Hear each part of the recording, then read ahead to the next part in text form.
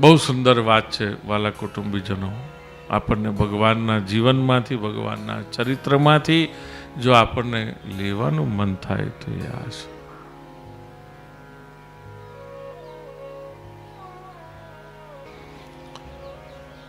ભગવાનની સાયકલ અને આપણી સાયકલમાં ફરક આટલો જ છે કે આપણામાં કેવું છે ખબર છે?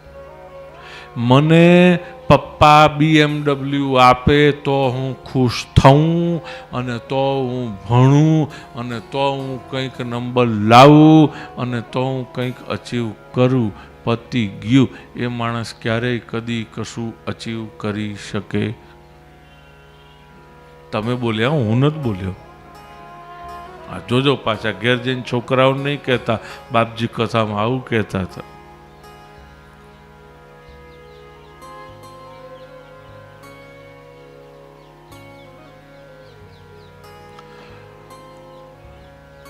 જગતમાં કશું પણ જેને કંઈક મેળવવું છે ને, તો એ જ વ્યક્તિ મેળવી શકે કે જે ખરેખર ખુશ છે. આપણી સાયકલ કેવી છે? હેવિંગ, પછી બીઈંગ એન્ડ ધેન ડુઈંગ. જ્યારે કૃષ્ણની સાયકલ ઊંધી છે. પહેલા ડુઈંગ, પછી being and then having. Being સચ્ચિદાનંદ ચૈતન્ય, ડુઈંગ ચિદ, અને પછી આનંદ હેવિંગ.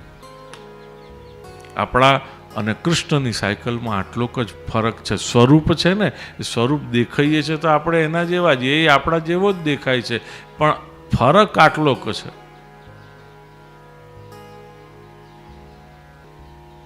કૃષ્ણનો સ્વરૂપ છે બીઈંગ, ડુઈંગ એન્ડ હેવિંગ.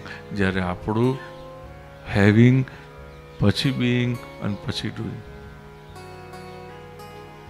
ખુશ જે હોય એ જ કશું અચીવ કરી શકે છે. ખુશ જ ન હોય તો એ ક્યારેય કશું કદી મેળવી શકતા.